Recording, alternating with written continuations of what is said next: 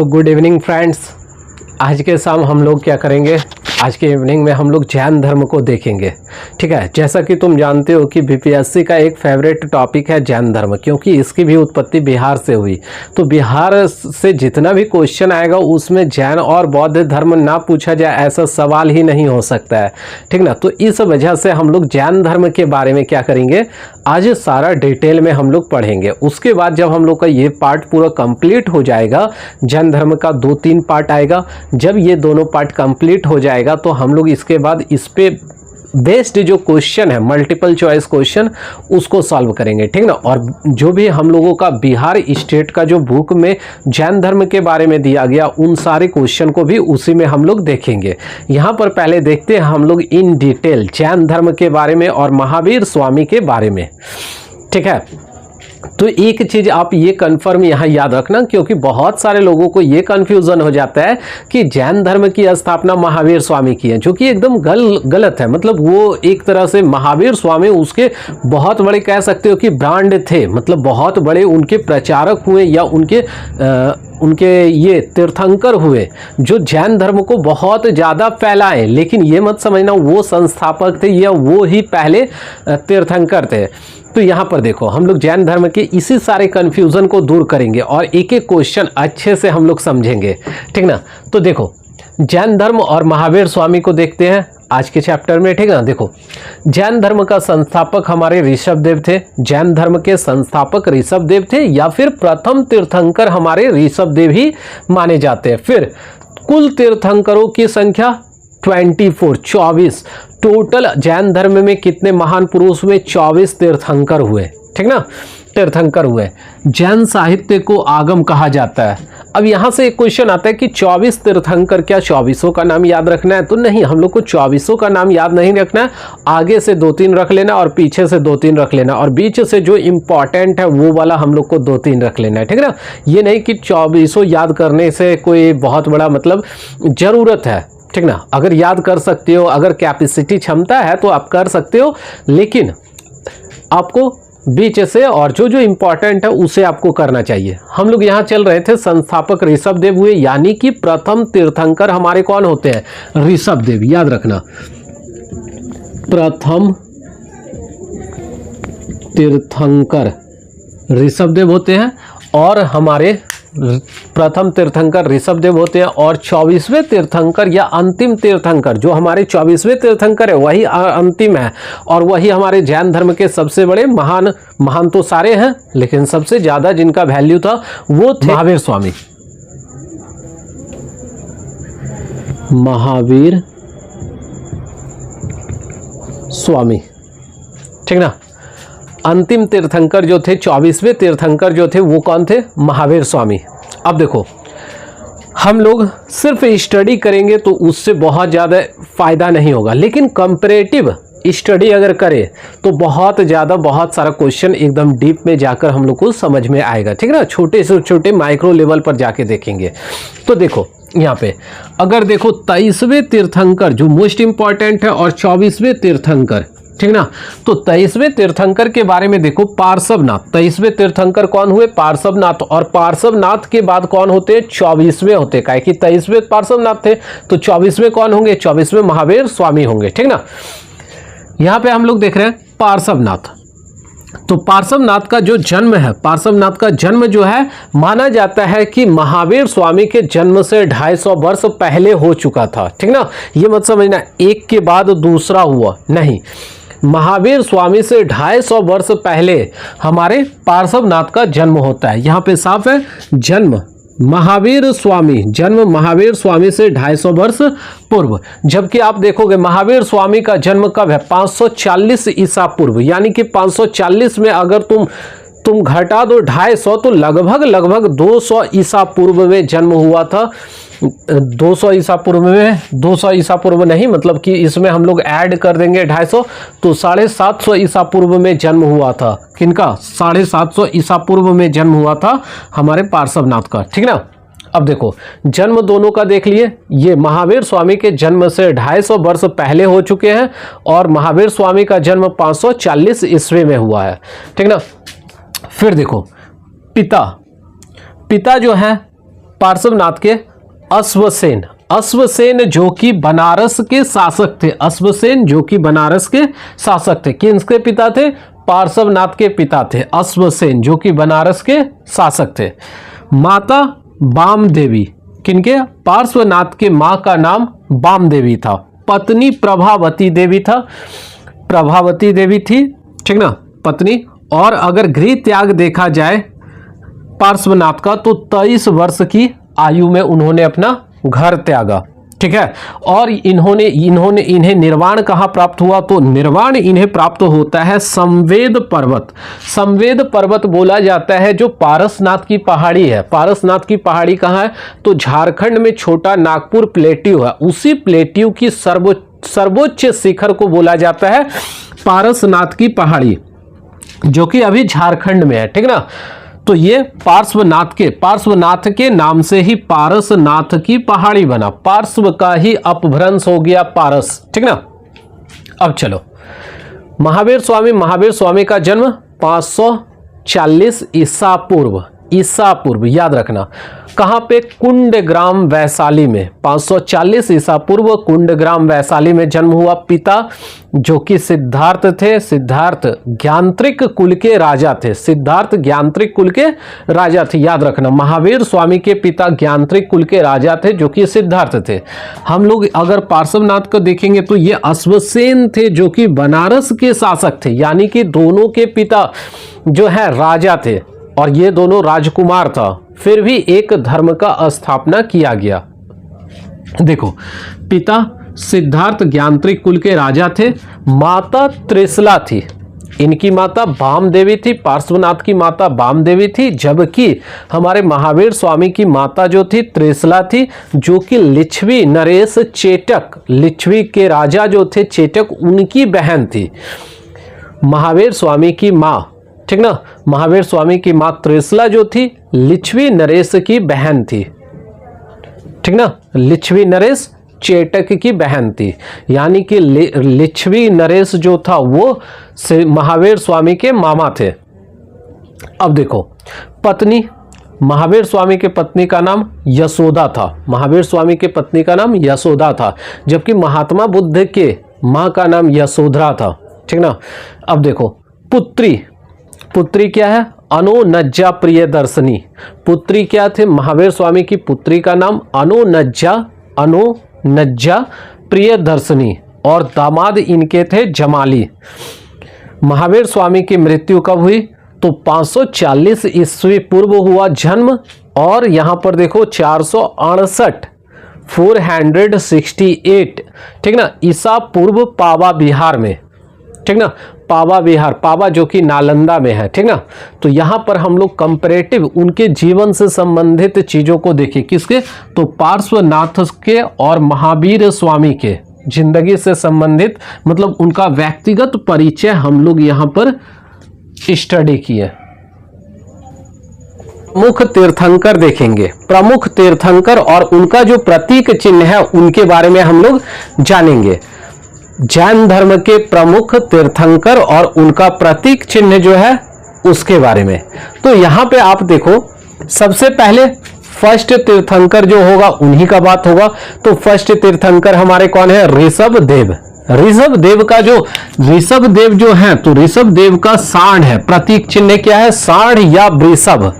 ऋषभ देव से याद रखना, ऋषभ वृषभ याद रखना, तो याद हो जाएगा। ऋषभ देव का सांड या वृषभ, वृषभ को, सांड को ही वृषभ बोला जाता है।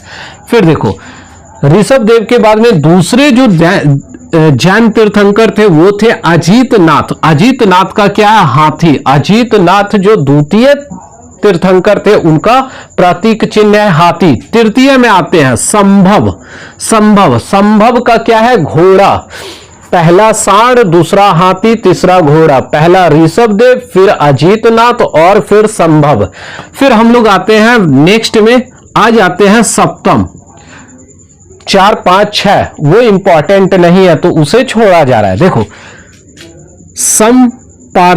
समपार्श्व का क्या बनेगा? समपार्श्व जो है वो सप्तम है। समपार्श्व जो है सप्तम है और ये स्वास्तिक इनका प्रतीक चिन्ह है। समपार्श्व सप्तम तीर्थंकर है और उनका प्रतीक चिन्ह क्या है? स्वास्तिक। फिर हम लोग आते हैं शांति। शांति जो है, ठीक ना, शांति 16वें तीर्थंकर है। शांति 16वें तीर्थंकर है और उनका हिरण है। शांति 16वें तीर्थंकर है और उनका प्रतीक चिन्ह हिरण है। ठीक। फिर आते हैं अमरनाथ, सॉरी अरनाथ।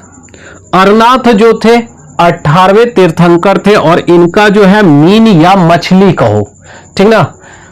अरनाथ 18वें, मीन या मछली।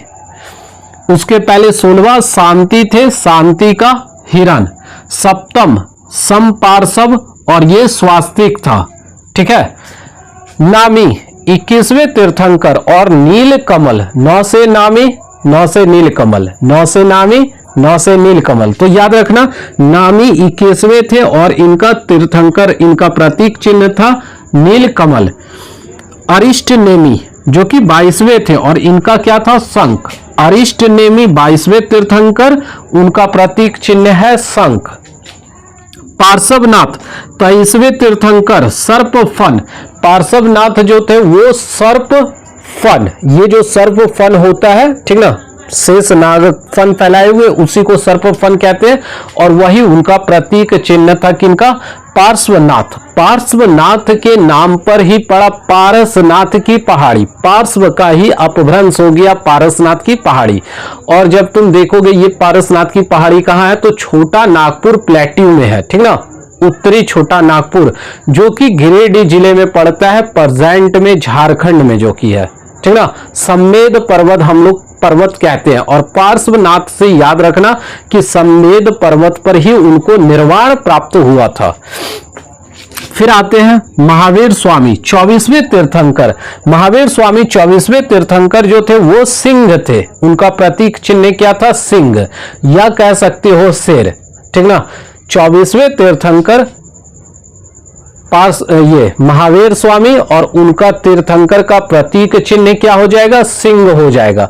महावीर स्वामी के पहले पार्श्वनाथ, पार्श्वनाथ जो थे वो उन्हीं से बना है पारसनाथ, जो कि गिरिडीह जिले में है। और याद रखना पार्श्वनाथ से ही पारसनाथ हुआ और पार्श्वनाथ का क्या था?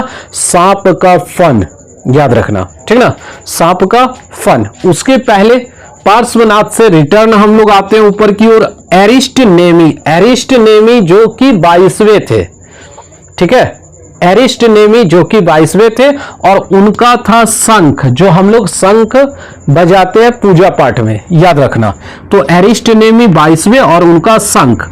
नामी, नामी जो थे वो 21वें थे और नीलकमल, नामी 21वें और उनका क्या था? नीलकमल, ठीक ना। हम लोग नीचे से देख लिए 24वां, 23वां, 22वां, 21वां और ऊपर से प्रथम, द्वितीय, तृतीय देख लिए, ठीक ना। सारे के सारे याद करना जरूरी नहीं है, जो इंपॉर्टेंट है उसे याद कर ले आप, ठीक है। अब देखो ऋग्वेद में ऐसे 2 तीर्थंकर है जिनका नाम का उल्लेख किया गया है। तो वो ऋग्वेद में वो 2 तीर्थंकर है ऋषभदेव और एरिस्ट नेमी, याद रखना। ऋषभदेव और एरिस्ट नेमी ऐसे तीर्थंकर है जिनका ऋग्वेद में भी उल्लेख किया गया है, ठीक ना।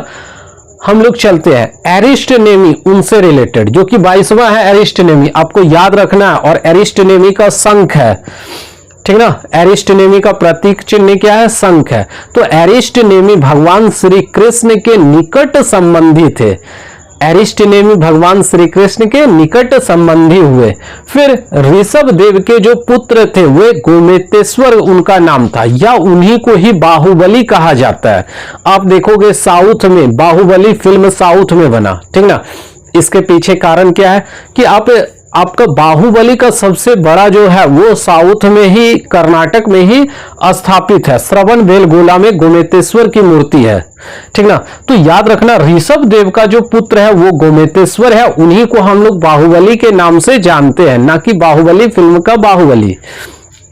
अब याद रखो जैन तीर्थंकर का जो जीवनी है, जैन तीर्थंकर का जो जीवनी है उसकी रचना, सारे तीर्थंकरों की जीवनी जो है वो कल्प सूत्र में है, और कल्प सूत्र की रचना भद्रबाहु ने की। कल्प सूत्र की रचना भद्रबाहु ने की, ठीक ना। भद्रबाहु याद रखना, जो जैन धर्म का जो एक ग्रंथ है कल्प सूत्र, जिसमें 24 तीर्थंकर का जीवनी लिखा हुआ है, उसकी रचना भद्रबाहु करते हैं, ठीक ना। स्थूल बाहु और भद्रबाहु, स्थूल बाहु और भद्रबाहु ये आगे आने वाला है। तो यहां पर याद रखना, भद्रबाहु कल्प सूत्र की रचना करते हैं, जिसमें 24 तीर्थंकर के जीवन से संबंधित महत्वपूर्ण घटनाओं का वर्णन है या जीवनी है, ठीक है। जैन धर्म में, ठीक ना, जैन जिन शब्द, सबसे पहले जैन धर्म में जो जिन शब्द है, जिन शब्द की उत्पत्ति संस्कृत भाषा के जी धातु से बना है, ठीक ना। जिन शब्द की उत्पत्ति संस्कृत भाषा के जी धातु से बना है, जिसका अर्थ होता है जीतने वाला। जिसका अर्थ क्या होता है? जीतने वाला। लेकिन क्या जीतने वाला? तो यहां पर यह शाब्दिक अर्थ है, ठीक ना। यह हमारा क्या है? शाब्दिक अर्थ है। जी धातु का अर्थ है जीतने वाला, जो कि एक शाब्दिक अर्थ है। लेकिन क्या जीतने वाला? तो यहां पर आता है बात, क्या जीतने वाला? इंद्रियों को जीतने वाला। जो इंद्रियों को जीतने वाला होता है उसे ही जैन कहा जाता है। और जैन बना है जिन शब्द से, और जिन शब्द बना है संस्कृत भाषा के जी धातु से। तो ये बात समझ में आ गया कि इंद्रियों को जीतने वाले को ही कहा जाता है जैन या जिन, ठीक ना। देखो यहाँ पे आगे हम लोग चलते हैं। कैवल्य, कैवल्य सर्वोच्च ज्ञान को कैवल्य कहा जाता है। सर्वोच्च ज्ञान को क्या कहा जाता है? कैवल्य कहा जाता है, ठीक ना। तो यहां पर हम लोग महावीर की कैवल्य प्राप्ति के बारे में जानेंगे। क्या कह रहा है? 12 वर्षों की कठिन तपस्या। कितना? 1-2 वर्ष नहीं, टोटल 12 ईयर। 12 वर्षों की कठिन तपस्या के बाद कहां पे? जाम्भिक ग्राम। जाम्भिक ग्राम, जाम्भिक ग्राम वर्तमान समय में बिहार के जमुई को कहा जाता है। ऐसा माना जाता है कि जमुई ही प्राचीन काल में जाम्भिक था, ठीक ना। तो याद रखना, महावीर स्वामी को कहाँ कैवल्य ज्ञान प्राप्त हुआ? तो जमुई में, अपना बिहार में, ठीक ना। ये जाम्भिक और कहीं नहीं, जमुई है, ठीक ना। जाम्भिक ग्राम के पास रिजुपल्लिका नदी। रिजुपल्लिका नदी कौन सा है? तो वही देखोगे तुम, रिजुपल्लिका नदी जो है ना, क्यूल नदी को ही बोला जाता है रिजुपल्लिका नदी। क्यूल नदी, आप जब जाओगे जमुई से, अगर आप जाओगे पटना की ओर, तो आपको बीच में एक स्टेशन आता है क्यूल जंक्शन, ठीक ना। और क्यूल जंक्शन जो है वो क्यूल नदी पर है। क्यूल नदी को ही प्राचीन काल में रिजुपल्लिका नदी के नाम से हम लोग जानते हैं। तो कह रहा है कि 12 वर्षों की कठिन तपस्या के बाद जाम्भिक ग्राम के पास रिजुपल्लिका नदी के तट पर कैवल्य ज्ञान की प्राप्ति हुई। अब देखो, कैवलिन, कैवलिन, कैवलिन मतलब होता है जिन या इंद्रियों को जीतने वाला। जिन हम पहले ही बताएं क्या होता है? इंद्रियों को जीतने वाला। हम लोग अपने इंद्रिय को नहीं जीत पाते, इसीलिए हम लोग इस सांसारिक जीवन में, भौतिक जीवन में हैं, ठीक ना। हम लोग को चाहिए क्या? फैसिलिटी चाहिए, आराम चाहिए। गर्मी लग रहा है तो एसी चाहिए, चलने के लिए हम लोग को कार चाहिए, बाइक चाहिए। तो ये सब क्या है? हम लोग का इंद्रियों को आनंदित करता है। अगर हम लोग इंद्रिय को जीत ले तो भौतिक सुखों से हम लोग क्या हो जाएंगे? मुक्त हो जाएंगे। तो वही स्वामी जी, महावीर स्वामी भी भौतिक चीजों से मुक्त हो गए थे। मतलब कि वो जिन बन चुके थे, यानी कि इंद्रियों को जीतने वाले। तो वो इंद्रियों को जीते, इसलिए इंद्रियों को जो जीते तो उनका अलग अलग नाम दिया गया है। या तो उन्हें कैवलिन बोला जाता है, या फिर आहर्त बोलते हैं। आहर्त मतलब योग्य पुरुष, आहर्त बोलेंगे, या निग्रंथ बोलेंगे। निग्रंथ मतलब जो बंधन रहित हो, किसी भी प्रकार के बंधन से मुक्त हो, तो निग्रंथ कहलाए। तो ये सब महावीर स्वामी के अन्य नाम है। महावीर स्वामी ही कहलाए कैवलिन या जिन या आहर्त या निग्रंथ, ठीक ना। अब देखो, जैन धर्म में क्या हुआ? 300 ईसा पूर्व के समय में इसी बिहार वाले इलाके में क्या हुआ, एकदम अकाल पड़ा, भीषण अकाल पड़ा। तो कुछ जैन अनुयायी जो थे भद्रबाहु के साथ, उनके जो शिष्य थे, भद्रबाहु के साथ जो उनके शिष्य थे, वो यहाँ छोड़कर, यहाँ चूंकि अकाल पड़ा था तो खाने पीने का प्रॉब्लम होगा या किसी भी और अदर रीजन से वो चले गए कहाँ, कर्नाटक चले गए। और फिर 12 वर्षों के बाद वापस आते हैं, ठीक है ना, कर्नाटक से यहाँ आते हैं। तो यहाँ स्थूल भद्र का जो शिष्य था और स्थूल भद्र का जो शिष्य था, उनमें मतभेद हो जाता है। भद्रबाहु के शिष्य और स्थूल भद्र के शिष्य में काफी ज्यादा मतभेद हो जाता है और यहाँ से निकलता है, इसी मतभेद के कारण जैन धर्म से 2 शाखाएं निकलती है। जैन धर्म से एक जिसका जो स्थूल भद्र के शिष्य थे और एक शाखा जो मानने वाले थे भद्रबाहु को, ठीक ना। तो यहाँ पे देखो, श्वेतांबर उदारवादी जो था वे श्वेत वस्त्र धारण करने वाले थे और स्थूल भद्र के शिष्य थे। स्थूल भद्र जो मगध में ही रुका था, ठीक ना, मतलब अकाल पड़ रहा था, लेकिन अकाल पड़ने के बावजूद अपने एरिया को छोड़कर वो नहीं गए। जबकि भद्रबाहु अपने शिष्यों के साथ कर्नाटक चले गए थे जब यहाँ 12 वर्ष का भीषण अकाल पड़ा था उस समय। लेकिन अकाल के बाद जब भद्रबाहु आते हैं तो उनका क्या होता है, स्थूल बाहु के साथ क्या होता है, मतभेद हो जाता है, ठीक ना। तो स्थूल बाहु जो श्वेतांबर, याद रखना, स्थूल श्वेतांबर, 100 से स्थूल और 100 से श्वेतांबर, याद रखना। तो श्वेतांबर और श्वेतांबर चीज जो होगा वो उदारवादी भी होगा। तो याद रखना श्वेतांबर किसे कहते हैं, श्वेत अंबर, अंबर मतलब वस्त्र होता है। तो श्वेत वस्त्र धारण करने वाले श्वेतांबर कहें और नग्न अवस्था में रहने वाले हमारे दिगंबर कहलाए। दिगंबर जो है रूढ़िवादी है, ठीक ना। श्वेतांबर उदारवादी है जबकि दिगंबर रूढ़िवादी है। आए बात समझ में यहाँ, क्यों ऐसा माना जाता है। देखो, महावीर स्वामी जब तपस्या करने के लिए घर से निकले तो 13 महीना तक तो वो वस्त्र के साथ थे, लेकिन 13 महीने के बाद 13 माह के बाद क्या हुआ, वो अपने वस्त्र को भी त्याग दिए थे। तो उसी तरह दिगंबर भी जो थे अपने वस्त्र को त्याग देते हैं और नग्न अवस्था में रहते हैं। लेकिन याद रखना, दिगंबर का जो वस्त्र होता है वो दिशाएं होता है, जो भी हम लोग का दिशा है या फिर आसमान ही हम लोग, वो दिगंबर का क्या होता है, वस्त्र होता है। आकाश या दिशाओं को अपना वस्त्र मानते हैं कौन, दिगंबर। और ये भद्रबाहु के शिष्य हुए दिगंबर। श्वेतांबर 100 से श्वेतांबर, 100 से स्थूल भद्र, ठीक है। और दिगंबर कहाँ चले गए थे, दिगंबर कर्नाटक चले गए थे जब 12 वर्ष का भीषण क्या हुआ था, भीषण अकाल पड़ा था।